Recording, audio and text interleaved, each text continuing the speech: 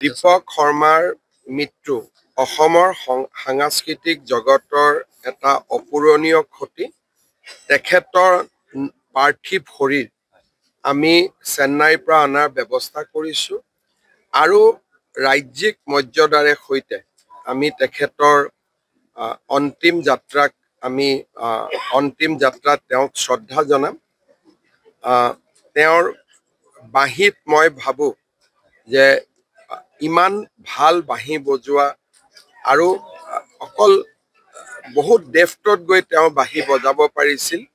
অসমত তেনেকুৱা ব্যক্তিৰ সংখ্যা, দেশতে তেনেকুৱা ব্যক্তি শিল্পীৰ সংখ্যা বহু কম। দীপক শৰ্মাৰ মৃত্যু আমাৰ সাংস্কৃতিক জগতখনৰ এটা অপূৰণীয় ক্ষতি। দীপক শৰ্মাৰ মৃত্যু অসমৰ সাংস্কৃতিক জগতৰ এটা অপূৰণীয় ক্ষতি। তেখেতৰ পাৰ্থিৱ শৰীৰ আমি চেন্নাইৰ পৰা অনাৰ ব্যৱস্থা কৰিছোঁ আৰু ৰাজ্যিক মৰ্যাদাৰে সৈতে আমি তেখেতৰ অন্তিম যাত্ৰাত তেওঁক শ্ৰদ্ধা জনাম। তেওঁৰ বাঁহীত মই ভাবোঁ যে ইমান ভাল বাঁহী বজোৱা আৰু অকল বহুত ডেফটত গৈ তেওঁ বাঁহী বজাব পাৰিছিল। অসমত তেনেকুৱা ব্যক্তিৰ সংখ্যা, দেশতে তেনেকুৱা ব্যক্তি শিল্পীৰ সংখ্যা বহু কম।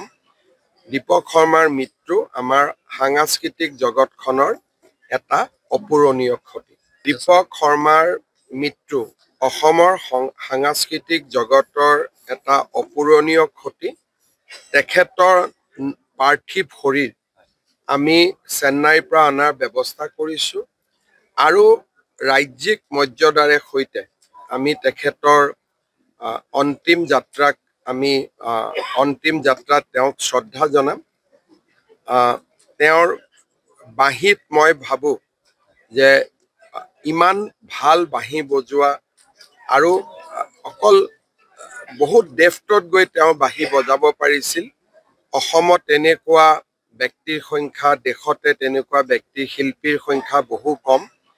দীপক শৰ্মাৰ মৃত্যু আমাৰ সাংস্কৃতিক জগতখনৰ এটা অপূৰণীয় ক্ষতি।